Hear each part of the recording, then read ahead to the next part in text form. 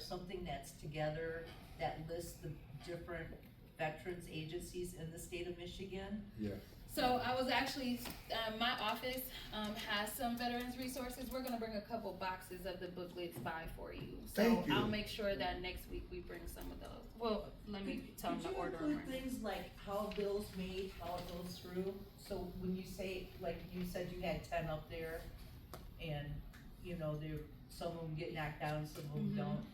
I think that would be interesting in some constitution booklets. I can You bring know? constitution booklets. I believe we should have some how our bills form. I'm gonna message my staff right now so I don't forget. Electric company. Well, yeah, something like that. I don't know if it's how a bill's done, it's something with the legislative though, it walks you through it. And if you can, I don't know if you've been made aware of it, but Reggie brought this up earlier about a proposal that was supposed to be reevaluating veterans' benefits. If you've heard about that, we'd like to know what you do. So this week, yes, I'm pushing send on this, and I'm gonna tell you because I pulled it up. Okay.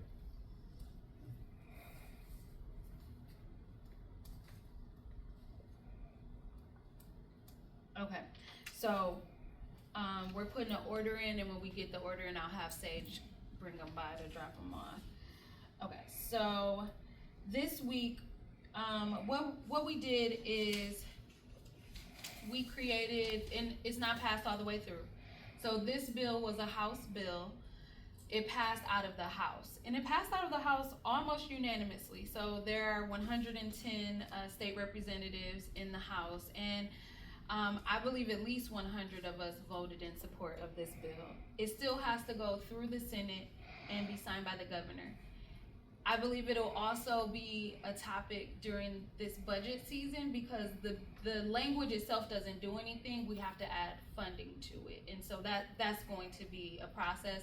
The bill may get signed this year, and then it might be next year that we have to find the funding for it in a better budget cycle. But what the bill does is it establishes a Michigan National Guard apprenticeship program. With that program, it's supposed to address some discrepancies in services and resources that people who are active duty or retired receive versus people who are in the National Guard. So the way they explained it to me is that people who are in the National Guard don't always receive access to federal programs and even state level programs. And so this was to address that gap, have them be in an apprenticeship, an ongoing apprenticeship program. So as long as they're enrolled, then they'll be able to access those other resources. Can you explain to me when you talk about the apprenticeship, is you're talking about, so the National Guard, I get out for the past older National Guards, because that's what the problem is, a lot of them do not have the Right. 180 days in Right. at the federal time.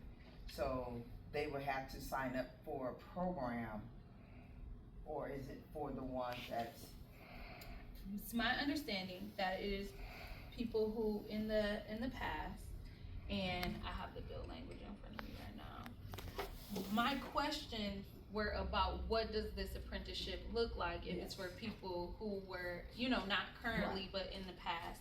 And I don't believe the bill language is 4 pages long.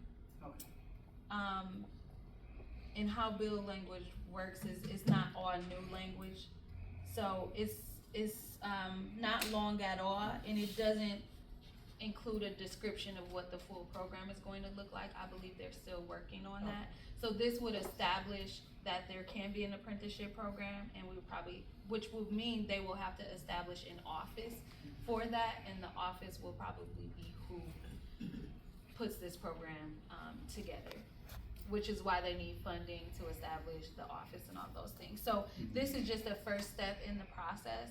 I can approach the bill sponsor who worked on this and see if we can find out some more details, if they just even have a framework of it. The bill sponsor was Jamie Green, who who is around